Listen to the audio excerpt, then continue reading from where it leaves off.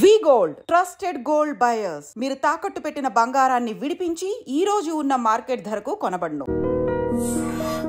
మీరు చిత్రీకరించిన హీరోయిన్స్ లో సార్ మోస్ట్ బ్యూటిఫుల్ ఎవరు? ఇది అడగలేక ఆపుకోలేక అడుగుతున్నా. అంటే ఒకే మనిషి అండి, ఇంకెవరూ లేరు. భానుప్రియ గారితో మీ ప్రయాణంలో ఆవిడకి మీరు నేర్పించిన నటన మెళుకువలు ఏంటి? అంటే ఎందుకంటే ఆవిడ ఒక ఫ్రెష్ ఫేస్, రంగు తక్కువ, ఇది కూడా గతంలో అక్కడక్కడ చెప్పారు, పూర్తిగా కాదు, కానీ రంగు తక్కువ. ఎలా కన్విన్స్ అయ్యారు మీరు అంతటి ఒక అందగత్తె అవుతుంది ఈవిడ అని? ఆ తర్వాత ఆవిడ ఒక ట్రెండ్ సెటర్, స్వర్ణకమలం కావచ్చు, తర్వాత ఇతర సినిమాల్లో కూడా. ఏమోండి, నాకు అనిపించిందండి ఆ మనిషి గురించి. నేను ఏదైతే ఫీల్ అయ్యానో ఆ ఫీల్ నిజమైంది అంతే.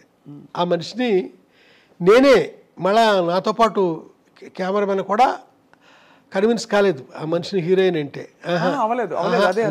అవును, అది కూడా చెప్తే ఆ మధ్య అతనికి ఎక్కడ కోపం కూడా వచ్చింది. ఎవ్వరూ కాలేదండి. ఏమన్నారు? అతను అంటాడు, ఆ తెల్ల గులాబీలు అనే సినిమాకి ఇతనే కెమెరామెన్, ఆ అమ్మాయి బాగుంటుంది, ఆ అమ్మాయిని పెట్టి అంటాడు. అమ్మాయి పేరు కల్పన, ఇళవరసి అండి తమిళ్లో.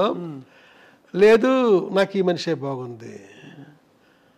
ఆ తర్వాత కొంతమంది మొన్న సినిమా ఒక మోస్తరుగా ఆడింది, ఇదేదో బంగారు లాంటి ఛాన్సు, శంకరాభరణం తీసిన కంపెనీ వాళ్ళు ఇచ్చారు నీకు ఛాన్సు, దీన్ని సద్వినియోగం చేసుకో. ఏంటి ఆ నల్లటి మేడుగుడ్లు దాన్ని పట్టుకుని విశాల నేత్రలు అంటావేంటి? ఇలా మాట్లాడారండి కొంతమంది. నాకు ఆ అమ్మాయే బాగుంది. అయితే ప్రొడ్యూసర్స్ వాళ్ళు బాగుందన్నానికి కారణం ఏంటంటే, 7 స్టార్స్ కలర్ ల్యాబ్ అని ఉస్మాన్ రోడ్లో ఘంటసాల గారి ఇంటి దగ్గరలో ఉందండి. అక్కడ పెద్ద పెద్ద ప్రింట్లు వేయించేసానండి. ఈ అమ్మాయి ఫోటో సెషన్ పెట్టి స్టిల్స్ తీసాను కదా, ఆ పెద్ద ప్రింట్లు వేసాను, వేయించి ప్రొడ్యూసర్ గారి ఇంట్లో పెట్టానండి. ఓ రోజున విశ్వనాథ్ గారు ఏదో పనుండి వచ్చారు అక్కడికి. ఆయనకి ఏది నాయసారు భార్య జయలక్ష్మి గారు, డైరెక్టర్ గారికి చూపిద్దాం, వంశీ అమ్మాయి బాగుంది అంటున్నాడు కదా, ఆయన ఏమంటారు అంటే మొత్తం అంతా తిరిగేసి నాకేసి బాగున్నాయి అన్నారు ఆయన. ఒకసారి ఆ మాట ఆయన అనేసరికి వాళ్ళ ఇంట్లో వాళ్ళంతా థ్రిల్. ఆవిడ తలుపు వెనకాలండి మన నాగేశ్వరరావు భార్య, ఆ అమ్మాయికి కొంచెం మెల్లనుకుంటానండి అంతే. మెల్లైతే అదృష్టం కదా అని వెళ్ళిపోయారు. ఓహో, అంతేనండి, అక్కడతో సెట్ అయిందండి. ఆ తర్వాత ఆ సినిమా తర్వాత బిజీ అయింది తను సితార్ తర్వాత. నేను అడిగాను, బిజీ అయ్యట కదా నువ్వు అని. ఏం బిజీ, మోడర్న్ డ్రెస్లో ఉన్న క్యారెక్టర్లు ఎవరు ఇవ్వట్లేదు అంది. అప్పుడు అన్వేషణలో తన్ని మోడర్న్ డ్రెస్లతో చూపించారు. ఓహో, అద్భుతం. చూపించేసరికి అక్కడి నుంచి ఈ చిరంజీవి గారి సినిమాలు అయితే, కృష్ణ గారి సినిమాలు, శోభనబాబు గారి సినిమా, ఇలాగా గువ్వా గోరింకతో మొదలుకొని అసలు ఒక స్టెప్, అన్ని స్టెప్పులు, అన్ని డ్రెస్సులు.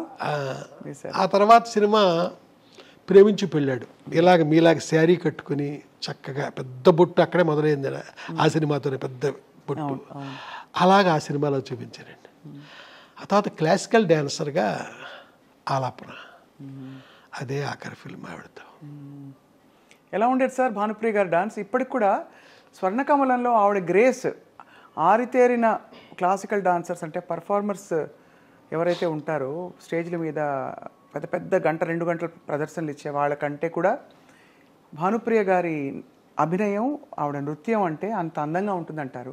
ఒక డైరెక్టర్ కళ్ళతో మీరేం ఫీల్ అయ్యారు ఆవిడ నటన? నేను ఫీల్ అవ్వడం కాదండి, ఒక్క హీరోయిన్తో మట్టుకి తన, అంటే ఇక్కడ మీకు ఒకటి చెప్పాలి, భానుప్రియది ఫోర్స్ అండి, వాళ్ళ చెల్లెలది గ్రేస్. విపరీతమైన ఫోర్స్తో చేస్తాడు తను. వాళ్ళ చెల్లెలు చాలా గ్రేస్తో చక్కగా చేస్తుంది, శాంతిప్రియ. అది అంటే అమ్మాయికి నేను నిశాంత అని పేరు పెట్టాను, వాళ్ళు మార్చుకున్నారు అనుకుంటే తర్వాత శాంతిప్రియ అని పక్కన పెట్టండి, అది అప్రస్తుతం. అయితే ఒకే ఒక హీరోయిన్తో భానుప్రియ డ్యాన్స్ గురించి మాట్లాడాను. ఆ అమ్మాయి కూడా తలంచి అద్భుతం కదండి ఆ భానుప్రియ. ఆ అమ్మాయి ఎవరంటే శోభన, ఏప్రిల్ 1 విడుదలప్పుడు. అవును, శోభన గారు కూడా భలే డాన్స్ కాబట్టే శోభనతో మాట్లాడాను. శోభన అద్భుతంగా యాక్సెప్ట్ చేసిందండి ఆ రోజుల్లో. భానుప్రియ గారి నృత్యం గురించి. అవునండి. శాంతిప్రియ గారు గ్రేస్ అంటే ఏమిటి సార్, అర్థం ఏంటి? మీకు ఆ గ్రేస్ ఫోర్సును అయ్యో 2 షాట్లు ఇవో 2 షాట్లు చూపిస్తే మీకు ఎక్స్ప్లెయిన్ చేయగలను, మామూలుగా నోటితోనే చెప్పలేనండి. అంటే భానుప్రియ గారి ఆవిడ బాడీ లాంగ్వేజ్లోనే ఒక ఫోర్స్ ఉంటుందండి. ఆ చెల్లెలు చాలా గ్రేస్గా గమాత్తుగా నవరంగులో ఆవిడలాగా అలాగా ఆ అమ్మాయి ఆడద్దండి. అందులో ఒక లాలిత్యం, ఇందులో ఒక రకమైన గగురుపాటు, రెండు. కానీ ఏదేమైనా సార్ భానుప్రియ గారు, వంశీ గారు భానుప్రియ గారిపై చిత్రీకరించిన పాత్రలు, యాంగిల్స్ కావచ్చు, ఫ్రేమ్స్ కావచ్చు, అది ఒక నిజంగా ఒక పెయింటింగ్లా ఉంటుంది సార్. ఆ తర్వాత తను ఇంకొక సినిమా నెక్స్ట్ చెయ్యాలి, చేయడం జరగలేదు. ఆ సినిమా పేరు గాలికొండపురం రైల్వే గేట్. దాంట్లో లతా మంగేష్కర్ గారు 3 పాటలు పాడారండి. ఒక పాట నేను మా ఇళయరాజా గారు రాశాము, అంటే పల్లవి ఆయన రాశారు, చరణాలు నేను రాశాను.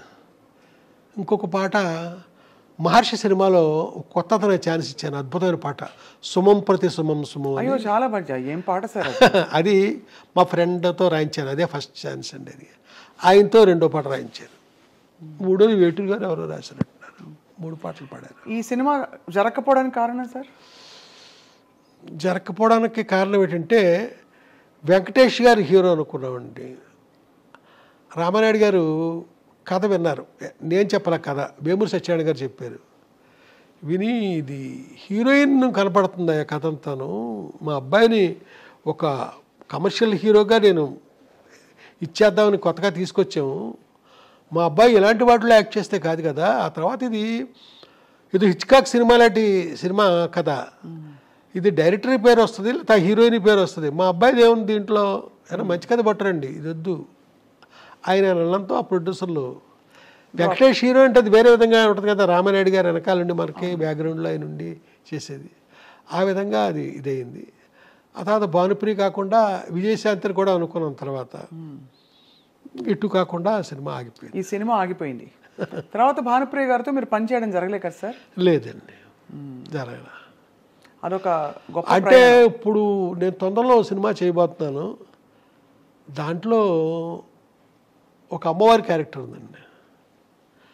ఆ అమ్మవారు ఒక నల్లటి రాయిలో సూపర్ ఇంపోజ్ అయి కనపడుతూ ఉంటుంది అంతే, బయటకు వచ్చి కనపడడం అనేది లేదండి, అక్కడక్కడ అలా కనపడుతూ ఉంటుంది. అది అమ్మవారి గెటప్పులో ఓన్లీ క్లోజప్ అంతే.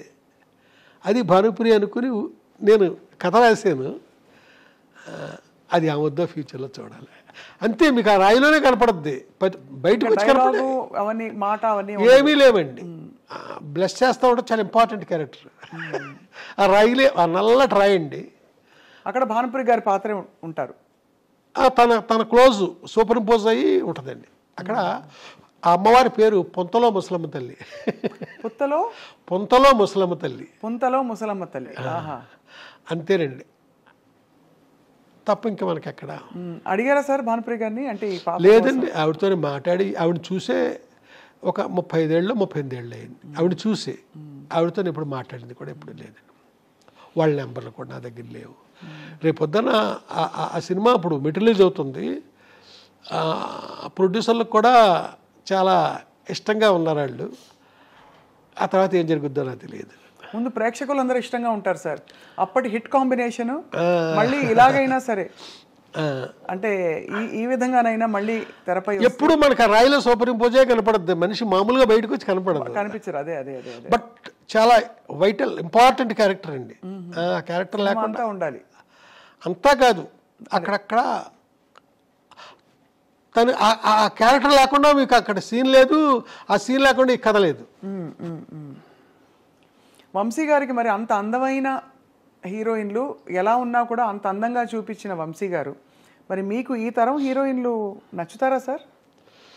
మరి నేను ఈ మధ్యకాలంలో సినిమా చేయలేము, మళ్ళీ ఇప్పుడు చాలా కాలం తర్వాత చేస్తున్నాను, చేయబోతున్నాను, చూడాలి నచ్చేలాగా. ఏమనిపిస్తుంది ఇప్పుడు చూసిన సినిమాలు, చూస్తున్న సినిమాలు? మీరు సినిమాలు చూస్తారు కదా సార్? బలే అంటే నేను థియేటర్కి వెళ్ళి చూస్తానండి. థియేటర్కి వెళ్ళి అన్నీ చూస్తారా? అన్నీ. ఈ మధ్యకాలంలో వచ్చిన చాలా సినిమాలు, చాలా మంది హీరోయిన్లు చూస్తుంటారు. ఈ మధ్యకాలంలో నాకు బాగుందంటే కా అనే సినిమా వచ్చింది కదా, ఆ అమ్మాయి నాకు బాగుంది. అంటే ఆ సినిమా తప్ప ఇంకెవరు నచ్చలేదు సార్ పెద్ద ఇప్పుడు మనకి?